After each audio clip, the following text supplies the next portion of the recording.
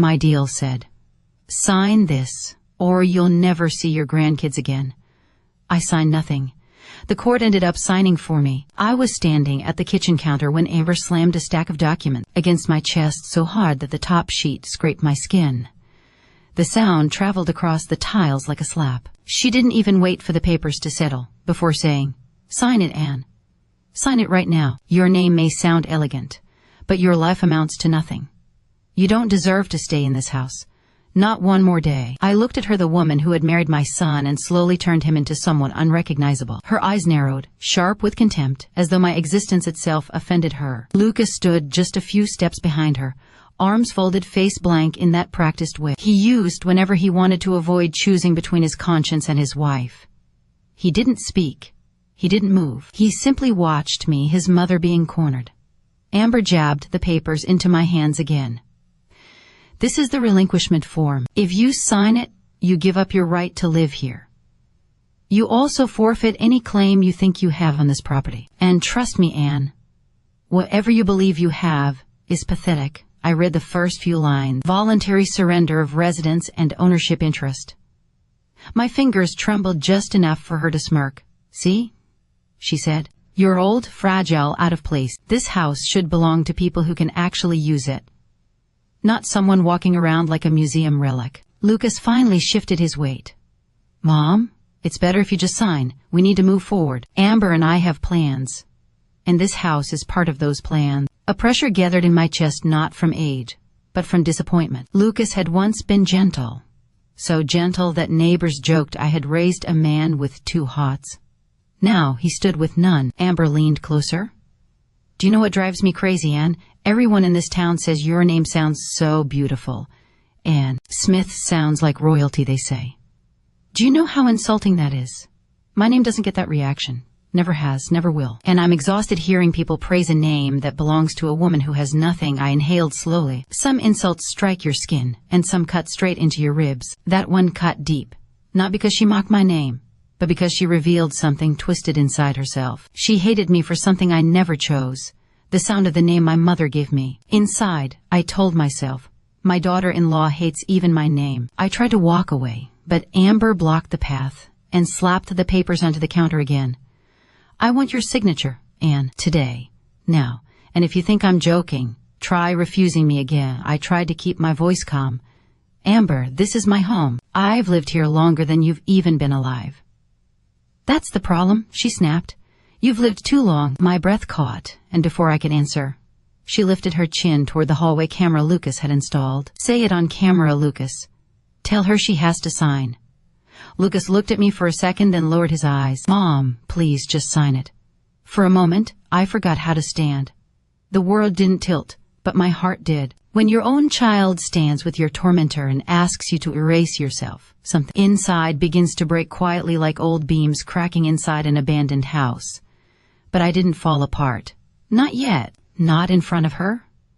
At that moment, as my hands tightened around the counter, every quiet humiliation I had swallowed rose like an old wound tearing open. I knew I had to stay steady, because this was only the beginning of whatever storm Amber was preparing to unleash. If you believe justice deserves to be celebrated, smash that hype button. Let stories like this travel far, far beyond. Your support helps us bring understanding and love to those who truly deserve it. Thank you. Keep listening. Amber drummed her nails against the counter. "You think Lucas will protect you? Look at him. He's not even defending you. He knows you're in the way." Lucas flinched but didn't deny it. I whispered, "Why are you doing this to me?" She laughed, short and bitter. "Because I'm tired of living under the same roof as a woman whose name alone makes people light up. I'm tired of feeling overshadowed by someone who doesn't even try. I'm tired of pretending to respect you when all you do is stand there like you deserve space in my life. This isn't your home anymore, Anne. It's ours." The papers lay between us like a trap waiting for its prey. I felt her resentment, every ounce of it. But beneath it, I sensed something else. Desperation. Desperation to control. Desperation to win. Desperation to destroy anything she could never become. I straightened my back despite the ache in my joints. "I will not sign." Amber froze, expression turning sharp and dangerous. Lucas paled, and in that moment, I realized something: they had no idea what rights I actually had in this house. and no clue what my husband had done before he died. They thought they were cornering a weak old woman. They were wrong. I used to believe hatred needed a reason, something concrete, something earned. But with Amber, the hatred existed before I ever had a chance to offend her. It started the day Lucas first brought her home, long before she stepped into my kitchen or learned a single thing about my life. Looking back, I should have recognized the signs: the tension in her smile, the stiffness in her shoulder, the way her eyes lingered on me a second too long, as though she were measuring herself against me. I did not understand it then, but I do now. She entered my life already searching for a rival. The day I introduced myself and said, "I am Anne," something in her shifted. It was subtle, but I felt it. I had carried that name my entire life, a name my mother whispered into my ear the day I was born. I never believed it carried power, yet Amber heard it through a different lens. In her world, image mattered more than integrity. Appearances were currency, names were brands. And Anne did not match the version of me she wanted in her mind. Later that evening, she told Lucas, unaware that the thin hallway walls let every word slip through. "Her name sounds too refined, too graceful. People are going to think she's better than me." Lucas left, not realizing the insecurity blooming inside the woman he loved. That insecurity deepened the next weekend when Lucas brought her to a family barbecue. My mother-in-law, who always admired elegant simplicity, smiled warmly at Amber before turning to me and saying, "Your name still sounds like it belongs in a novel, Anne?" Amber's expression froze. She smiled again quickly, but I watched the brightness behind her eyes fade. Back then, I did not understand that such an innocent compliment would harden her resentment, turning me into a shadow she believed would swallow her light. But the name was only the beginning. What truly poisoned her was the bond between Lucas and me, a bond woven through years of hardship, healing, and shared moments she could never imitate, never replace. I was the one who sat beside Lucas on the kitchen floor the night he failed his first college exam. I was the one who drove him to the hospital when he broke his arm. I was the one he hugged without hesitation. When Lucas told her one day, "My mother is the strongest woman I know," she heard it as an insult, not gratitude. She later accused me of shaping him into someone who valued emotional connection more than ambition. She saw my influence not as love, but as competition. I think her worst moment came on their wedding day. During the photos, the laughter, the posing, the photographer asked Lucas to take one picture with just me. He put his arm around my shoulders, the way he always had. I didn't think twice about it, but Amber did. She watched as the photographer smiled and said, "There's something special about a bond like that." Amber's smile went stiff, and though she said nothing, I felt resentment spreading through her like a slow-moving flame. After the wedding, that picture resurfaced in their digital albums. Out of all the photos, it was that one Lucas framed on his desk. Not because I was in it, but because it reminded him of home. Amber mentioned it over and over. "You love your mother more than your wife," she said once, half joking, half threatening. Comments like that carry more truth than humor. Her jealousy came from fear, not strength. Fear that no matter how she dressed, what she bought, or how perfectly she shaped her life, she would never have the quiet dignity she imagined in my name, or the steadiness she saw in my presence. Fear that I reminded Lucas of a love she could never replace. Fear that I would always be a standard she could not reach. And so she began to hate me. Not for anything I had done, but for everything she wished she could be. Not for words I spoke, but for the silence where she heard her own insecurities echo back at her. Her cruelty was not born from power. It came from a deep well of inadequacy. A well she kept throwing her anger into, hoping it might finally fill. But hatred never fills a void. It only widens it. I was never her enemy. I never wanted to be. Yet to her, my very presence was an insult. And that was where everything began. There is a particular kind of loneliness that settles in your bones when you live in a house where your footsteps are heard, but your presence is ignored. That was my life inside the Smiths' home. Once, I had planted roses there, scrubbed the floors, cooked the meals. Now the place felt like a narrow hallway where I was merely tolerated. I had contributed 70% of the money that built the house. But to Amber, I was nothing more than an extra body breathing her air. It started subtly. The first shift I noticed was when Amber moved the medicine cabinet from the hallway into their bedroom, without saying a word. When I asked where my pain medication had gone, she shrugged. "Your memory must be slipping, Anne." But the truth was clear. When days later she added a small lock to the drawer, I saw the silver key tucked under her shirt. "You don't need all those pills," she told me. People your age get addicted. Better safe than sorry. I wanted to argue. Those medications were prescribed.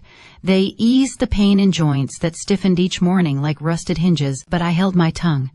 Amber chose loud battles she enjoyed winning. I chose silence, because I still had to live under her roof. Her control spread in other ways. She insisted I cook dinner every evening, even when my hands ached from peeling vegetables. She said my food tasted like the past, and that cooking was the least I could offer. After meals, she'd push the plates toward me, sauce still dripping. Clean up. The kitchen won't wash itself. If I wanted to use the heater in my room during winter nights that cut deeper. As age made my bones more fragile, Amber unplugged it the moment she saw the cord. Electricity is expensive, she lectured. Do you want us to go broke, keeping you warm? Lucas, who once burst into my room with blankets when the temperature dropped, now simply echoed her. Amber's right, Mom. Be mindful. We're trying to save for our future. He said our, but what he meant was hers. Piece by piece, I watched the boy I raised disappear. Amber fed Lucas lines about loyalty, unity, adulthood, about how a man should place his wife above everyone else. Those ideas weren't wrong on their own, but she wielded them like sharpened tools. She knew exactly how to twist devotion into something selfish. She knew how to make him pick her, even when the choice cost him pieces of himself. He stopped sitting with me in the evenings. He stopped checking whether I needed help carrying groceries. He stopped asking how my day went. He never raised his voice at me, but he stopped lifting his hat too. There's no point talking to you, Mom, he said once when I tried to ask what was wrong. You always turn things emotional. I wanted to tell him that emotions are not flaws. They're proof that the soul is still breathing, but he had been coached too well. His silence toward me was Amber's victory. Amber used her words like chisels, carving a world where I was the burden and she was the victim. She slipped in comments whenever she could, casual enough to hide the venom, sharp enough to leave bruises. You're old, Anne. What do you even contribute in this house? Your name might sound pretty, but your usefulness expired years ago. Don't look at me like that. I'm doing you a favor by letting you stay here at all. Each sentence chipped away at the home I once loved. At night, when the house fell silent and the only sound was the hum of the refrigerator, my one steady companion, I sat at the edge of my bed and thought about Thomas. I would close my eyes and picture him standing in our old living room the day he signed the life estate document, his hands warm around mine as he said, Anne, you will always have this home. Even if I'm gone, no one can force you out. Not Lucas. Not anyone. I had laughed at how serious he sounded back then. I could not imagine a world where our son would forget who he was. I could not imagine a world where someone like Amber would walk into our lives and rearrange it like furniture she disliked. I never imagined needing protection from my own family. But Thomas had understood something I didn't. Maybe he knew grief changes people. Maybe he knew love can be twisted by the wrong hands. Maybe he knew his absence would create a space someone else might fill with bitterness. I depended on that memory more than I ever admitted. It was the only warmth I had in a house where the heater stayed unplugged. It was the only reassurance that my life mattered in a place determined to make me feel disposable. It was the only truth that contradicted Amber's constant reminders that I had no worth, no rights, no place. I repeated Thomas's words quietly to myself whenever Amber walked past without looking at me, or when Lucas dismissed me with a nod instead of a smile. That memory kept me steady, even as I felt myself shrinking into the corner of a home I once filled with laughter and cinnamon-scented mornings. Amber believed that unplugging heaters, slamming drawers, and hiding medications would make me smaller. But those actions didn't expose my weakness, they exposed her desperation. People don't fight that hard to erase what is truly insignificant. And deep down, I sensed what she feared. Not my presence, not my age, not even my bond with Lucas. She feared the one thing she could not control, the truth about this house. And soon, very soon, she would learn that truth the hard way. The winter night, when everything shifted, did not begin dramatically. No warnings on the radio. No announcement that temperatures would fall lower than our Texas town usually endured. It simply grew cold quietly, sharply cold, that slipped through the windows before anyone realized how deep it would settle. But my body noticed first. My knees stiffened. My hands trembled. The old ache in my hip crawled upward. I knew exactly what I needed, the medication that eased the pain just enough to let me sleep. I opened the kitchen drawer where I used to keep my pills. Empty. The next drawer empty. The small cabinet beside the coffee mug, nothing. My heart tightened as the truth settled in. Amber had taken them. She had been moving them around for weeks, pretending forgetfulness, accusing me of misplacing them. But tonight, she had made sure I had no access at all. Finally, I saw the faint glint of a small silver key hanging from a hook near their bedroom door. My medication was behind that key under her control, just like everything else she wanted to take from me. The pain sharpened with every breath. I tried not to groan. Weakness was something Amber fed on. Steadying myself on the counter, I walked toward the bathroom, hoping warm water would loosen the tightness in my joints. But the second I pushed the door open, it slammed back against me with such force that it knocked me off balance. My shoulder struck the floor first, then my hip, and lastly my elbow. Pain flashed through me like a bolt of electricity. I heard Amber's voice before her face even appeared. "Why are you out of bed, Anne?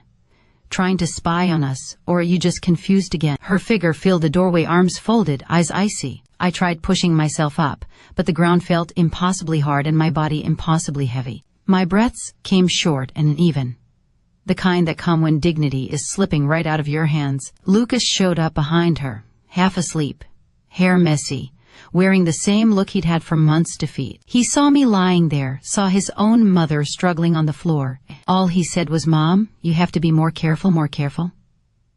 As though every bruise was something I had chosen, Amber took a step forward and set a pile of papers on the bathroom rug beside me. "You know what would fix all of this? What would make everyone's life simpler? Just sign." Even from down on the floor, I could read the bold words near the top. Voluntary release of residence rights. Smooth words, polite words, words crafted to steal everything from me. Amber crouched, her knees cracking slightly as she lowered herself to my level. But she didn't offer a hand. She hovered there like someone examining a cracked object behind museum glass. "Sign it, Anne," she whispered. "Sign it, and all of this stops. Sign it and you won't have to worry about things getting worse." Then her tone shifted. No softness, only cold strategy. "Sign it so you stop ruining our future." I felt the sting in my eyes before the tears came. Not because of what she said, but because Lucas still didn't step in. He stood there, like a witness hoping he wouldn't be called to testify. "Lucas," I breathed. "Help me." He hesitated. I saw something flicker inside him, something old, something human. But Amber placed her hand on his arm, and it vanished. "She's manipulating you," Amber insisted. "She wants to stay here forever. She wants control." Lucas swallowed. "Mom, just do what she's asking." I closed my eyes. I remembered little Lucas pressing dandelions into books because he wanted to save summer forever. I remembered carrying him inside when he scraped his knee, even though my back ached for days. I remembered the pride in his face when he bought his first truck and said, "I couldn't have done this without you, Mom." That boy was gone. With shaking hands, I pushed my palms into the floor and forced myself up. My hips screamed in protest, but I refused to let Amber hear a sound. I steadied myself against the sink. The harsh bathroom light exposed the bruise already spreading across my arm. Amber lifted the papers again, tapping them against her palm. "This is your final chance. Sign it and stop this nonsense." Her voice slid through the air like something poisonous. She truly believed she had crushed me, that tonight would end with my defeat. I looked from the papers to her face and said, loud and steady, "No." Amber froze. Lucas blinked. The air tightened between us like a rope pulled from both sides. "No." Amber repeated, as if she'd never heard the word. "You think you have a say? You think you can keep standing in our way?" I straightened, ignoring the agony ripping through my body. "I'm not signing away my home just because you want more money, Amber. And I won't sign away my dignity because you can't stand my presence."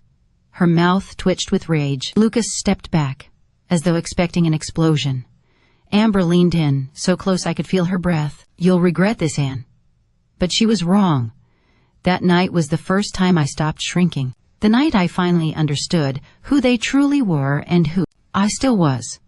The night the path to justice began, quietly. The next morning felt unnervingly still, as if the house itself was holding its breath. My hip throbbed with every step, but I forced myself into the kitchen to make coffee, needing the warmth, needing the reminder that I still existed in this home, no matter how much Amber wanted me erased. I moved slower than usual, and Amber noticed. She smirked as she walked past, dressed to perfection, hair curled, makeup flawless. She always looked her best when she planned to do her worst. Lucas came down next, rubbing sleep from his eyes. He avoided mine. Amber nudged him toward the back door. We'll talk outside. She doesn't need to hear this. But when someone doesn't want you hearing something, the universe always finds a way to deliver it anyway. I didn't follow, but I stood near the half-open window above the sink. Their voices drifted in first muffled frustration from Amber, then clearer words.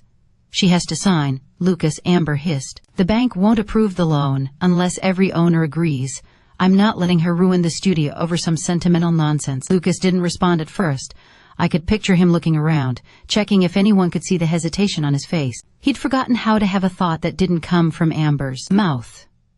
When he finally answered, his voice came out tired and low. It's complicated. She helped pay for this house, you know that. Amber let out a dismissive laugh. She put in some money, sure. But that was ages ago. She did that decades back when she was living in some fantasy marriage. That doesn't give her the right to stay here forever. She's old. Times change. We have to move forward. A faint buzzing filled my ears, and I grabbed the counter so I wouldn't sway. Amber's tone sharpened. All she needs to do is sign, and everything becomes simple. The bank releases the money. We get the studio open. Our life finally begins. I'm not wasting another year because of a stubborn old woman. A stubborn old woman. That was all I had become. Not a mother, not a widow, not the woman who'd worked half her life so Lucas could have opportunities Amber never even dreamed of. Just an obstacle. Lucas exhaled. And if she doesn't sign, then what? Amber didn't pause. Then she leaves one way or another. The cold that ran through me wasn't from the winter air. It was the understanding that she meant exactly what she said. Their voices grew faint as they walked farther into the yard. I backed away from the window, breathing harder with each step. So this was the truth. They weren't just trying to break me. Emotionally, they needed my signature. For money, for their business, for the future they believed mattered more than my existence. I wasn't merely a nuisance. I was a key they couldn't turn without. And the more they pushed, the more I felt something long buried rising. In me, resilience, the part of myself Thomas always recognized. I stepped outside for air, pulling my sweater tight. Frost still clung to the grass, and the morning felt sharp against my skin. As I walked toward the porch, I heard someone call my name. Anne, are you all right? I turned to see Helen Burrows at the edge of her driveway, a gentle-faced woman with the kind of awareness that comes from noticing the small things. Her eyes widened. You're barefoot. I glanced down. My feet were red and stiff against the cold ground. I hadn't even realized I'd walked out without shoes. I must have come out without thinking, I said, though even I didn't believe myself. Pain makes the mind wander. Helen stepped closer, lowering her voice. I saw you last night. You were outside then, too. Is everything all right? I opened my mouth, then shut it again. For a moment, I considered telling her everything: the fall, the yelling, the papers. But something held me back. Fear, pride, habit. People my age learn to endure quietly. We don't expect rescue. Instead, I murmured, things have been difficult. Her expression softened. If you ever need anything, Anne, my home is always open. I thanked her and slipped back inside before Amber or Lucas caught sight of us talking. I didn't want them twisting her kindness into something dangerous. That evening, Amber summoned me to the dining room as if she were a queen calling for a subject. She spread a newly printed stack of papers across the table, each page perfectly aligned as if precision made her cruelty professional. Here it is again, she said. The agreement. You'll sign tomorrow morning. I'm done waiting. Lucas stood behind her, silent, predictable. Amber tapped the top page with a sharp nail. Sign it, Anne. Or tomorrow you're out of this house. I'm finished playing nice. Her definition of nice was almost impressive. She leaned forward, whispering in a voice meant to belittle. One signature, one simple signature, and all your problems go away. Or refuse again, and pack your bags. I looked at the papers, then at her. And something inside me shifted, not fear this time, but clarity. Tomorrow would not unfold the way Amber imagined. The line had been drawn, and I was done being unseen. I didn't sleep the night before the hearing. I lay awake, listening to the soft hum of the refrigerator and the faint groans of a house that once held joy but now held only pressure. My hands ached not only from the fall, but from the weight of everything approaching. For months I'd been shrinking myself to survive under Amber's roof. But today I wouldn't shrink. Today someone else would finally see the truth about what was happening inside the Smith home. Lucas drove us to the courthouse. Amber sat in the front seat, her fingernails tapping against her phone as she rehearsed the lies she planned to tell. She wore dusty pink, likely thinking it made her look gentle and delicate. Her voice was soft when she spoke to Lucas, yet every glance at me through the rearview mirror was sharp and venomous. "Remember," she murmured, "we're here to protect our future. Don't let her guilt trip you." Lucas didn't look back. He just tightened his grip on the steering wheel until his knuckles turned pale. I turned my face toward the window, watching the Texas landscape roll by. I thought of Thomas, of his last breath, of his voice whispering, "Anne, don't let the world push you out of the home you built." He had said it as though he knew a storm was coming, as though he already sensed I would need protection from the people I loved most. Inside the courthouse, the air felt heavier than winter itself. We took our seats. I folded my hands in my lap, trying to keep them still. When my attorney, Richard Salazar, arrived, he placed a brief but steady hand on my shoulder. "Today will be hard," he whispered, "but truth finds its way to the surface, Anne." The judge entered stern, firm, with gray hair pulled back into a low bun and glasses resting on the tip of her nose. A woman who had seen enough lies in her lifetime to recognize them before they formed on someone's lips. And as expected, Amber spoke first, with a polished, practiced tone. She portrayed me as confused, emotionally fragile, and unwilling to adapt. She told the court I was standing in the way of her and Lucas's future, insisting that I refused to sign simply because I enjoyed control. She even added, "We only want what's best for her, Your Honor, but she keeps making things very difficult." Her voice carried the softness of someone begging for mercy, but underneath it hid a blade. Then Lucas spoke quiet, subdued. "We were only trying to move forward.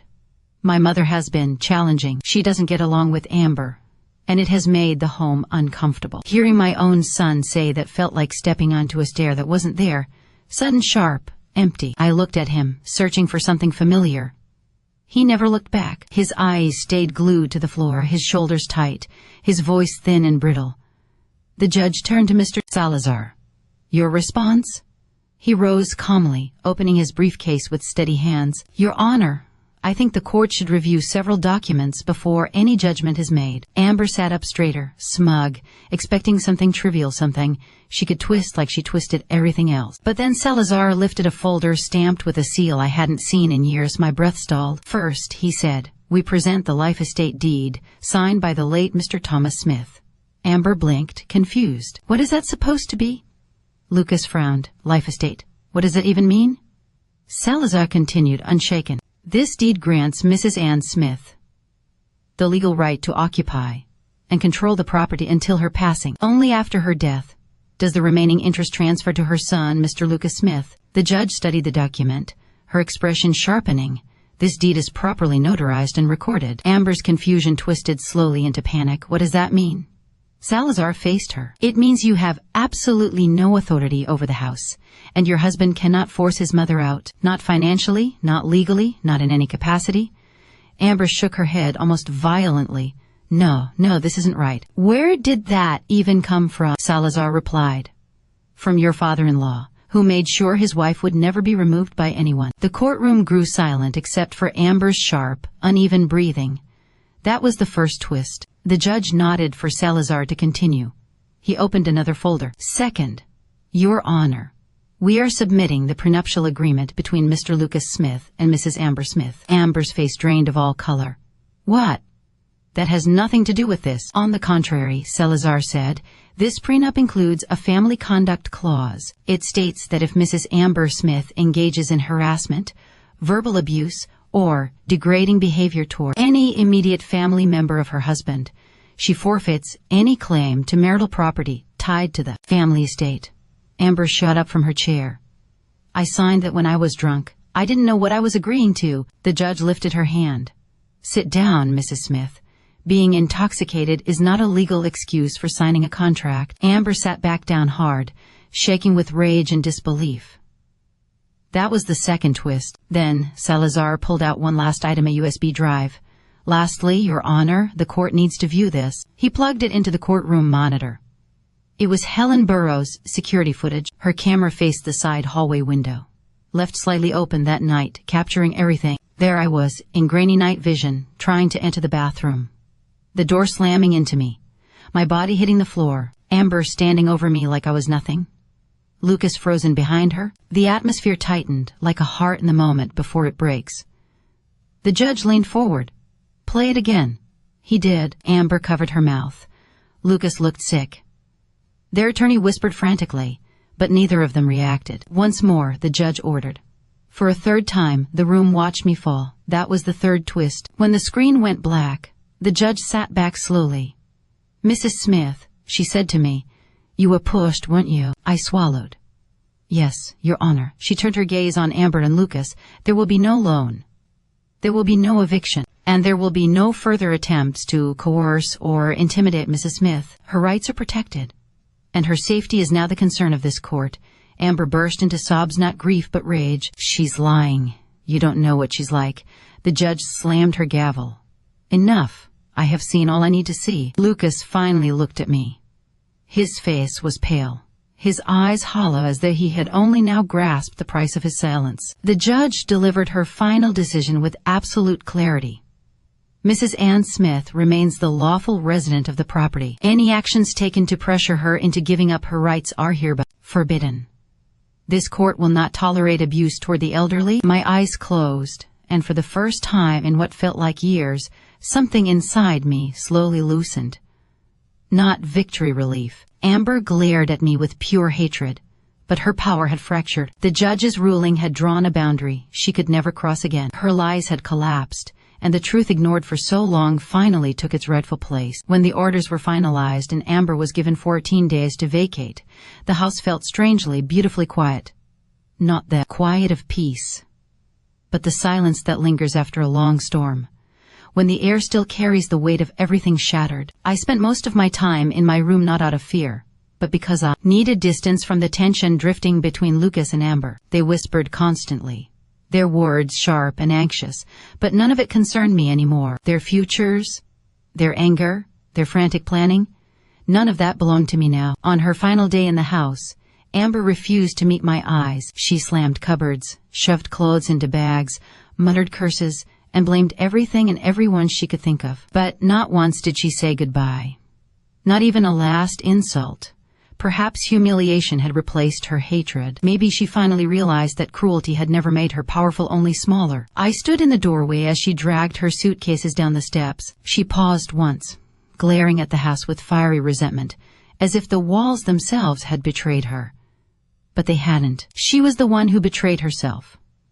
Lucas carried her last bag to the car. She grabbed his arm, said something sharp, then climbed in without a final glance back. The engine growled. Dust rose. And just like that, Amber Smiths vanished from our driveway and from my life. Word spread fast in our small Texas town. People who once thought of Amber as polished and admirable now saw what she'd kept hidden beneath the surface. Her reputation evaporated faster than her perfume.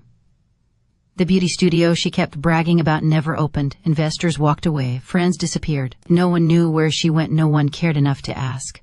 Her name became something whispered quietly, often followed by a sigh. With Amber gone, the house felt larger, but it didn't feel like home anymore. Too many memories had bruised the walls. Too many nights spent trying to hold myself together while being treated like an inconvenience. One morning, standing in the living room, a certainty settled over me like warm sunlight. It was time to begin again. I reached out to a financial advisor and arranged for a partial liquidation of my 30% share of the estate. Not to hide, not to run, but to build something meaningful, something that would outlive the cruelty I had endured. And that was how the Smiths Compassion Fund was created. A fund for elderly people facing mistreatment, neglect, or silent suffering. A place where no one would have to endure what I endured in silence. A resource for those who needed protection when the world chose to look away, just as Lucas once looked away from me. When it officially became real, I cried not from sorrow, but from clarity. For the first time in years, my life was being shaped by purpose, not pain. With the remaining money, I purchased a small house on the edge of town. Lodge windows, soft morning light spilling across the floor like honey. The first morning I woke there, I made coffee and sat at a wooden table I'd refinished myself. The quiet felt gentle now, not suffocating. I could breathe again. A week after I moved in, Lucas showed up. He stood on the porch looking smaller than the man I remembered, guilt weighing down his shoulders like a heavy backpack. When I opened the door, he swallowed hard and said, "Mom, I don't expect forgiveness. I just want you to know I'm sorry. Deeply sorry. I studied his face. The child I once raised was still there, buried behind the man he had become, bruised but present. I can forgive you, I said, but trust needs time, Lucas. Time and consistency. Relief and shame filled his eyes at once.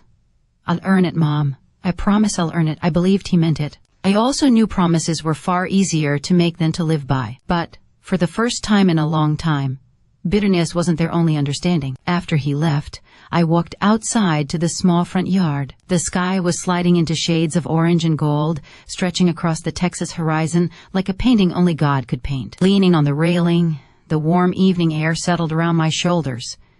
And it hit me, freedom does not always shout. Sometimes it arrives quietly, in a smaller home, carrying peace instead of pain. I looked toward the sky and whispered, I didn't sign anything. And in the end, justice signed for me. The sun dipped lower, casting a warm glow across my little home, and I felt Thomas beside me, steady, proud, certain that I had survived the storm exactly the way he always believed I would. My story was not one of tragedy, it was a story of return. A return to myself after being overlooked. A return to dignity after being pushed aside. A return to light after standing too long in someone else's shadow. And as the Texas sky deepened into red, I made myself a promise, no matter what comes next, I will never shrink again. Thank you, my dear, for staying with me through this journey. It was not an easy story to live, nor an easy one to speak, but if you've stayed until the end, then surely a piece of it touched your heart. Remember this. No one is ever too old to stand up for what's right. No cruelty, no silence, no betrayal can bury the truth forever. Justice may move slowly, but when it arrives steady and sure. If my story stirred something in you, if it reminded you of your strength or of someone you love, I hope you'll stay close and continue walking beside me. Please subscribe to Grandma True Story. Your support keeps these stories breathing, stories of resilience, quiet victories, and the women who held their families together even when no one was watching. And if you want more truths, more heart, more the wisdom life carved into my bones, I'll be right here ready to share. Until then, be kind to yourself. Be brave for yourself. And remember, justice always finds its way home. Thank you for listening.